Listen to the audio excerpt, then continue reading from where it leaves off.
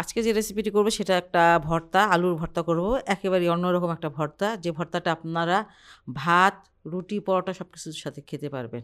যাই হোক, সেজন্য এখানে প্রায় আমি আধা কেজি আলু নিয়ে নিয়েছি। আর আলুটা এখন সিদ্ধ করা, আর এটা আমি গ্রেট করে নেব।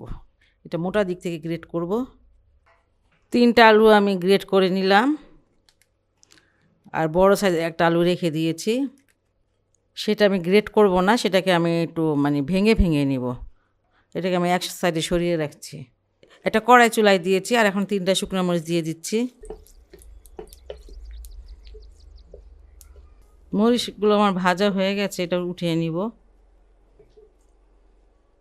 এখানে আমি এইভাবে কাটা 2টা টমেটো দিয়ে দিচ্ছি,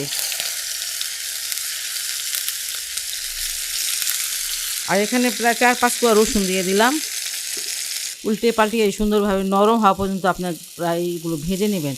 খুব একটা বেশি সময় লাগে না। এই যে এটা ভাজা হয়ে গেছে, নরমও হয়ে গেছে, আর এটা আমি এখন নামিয়ে নিব। আর এখানে আমি দিয়ে দিচ্ছি পেঁয়াজ।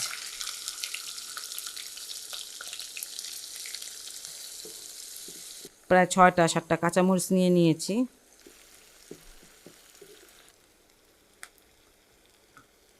এবারে যে আলুগুলো দিয়ে দিব, লবণটা স্বাদ মতন দিয়ে দিব। এখানে আমি চাট মশলা দিয়ে দিলাম আধা চামচ, কোয়াটা চামচ দিয়ে দিলাম গরম মশলা। টমেটোটা যে ভেজে রেখেছিলাম সেটা দিয়ে দিলাম।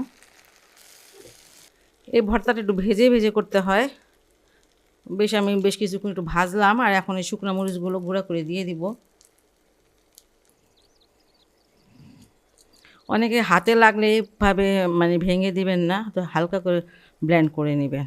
আর এখানে আমি ধনিয়া পাতা দিচ্ছি 1 মুঠ ভরে। এখানে আমি ঘি দিয়ে দিচ্ছি।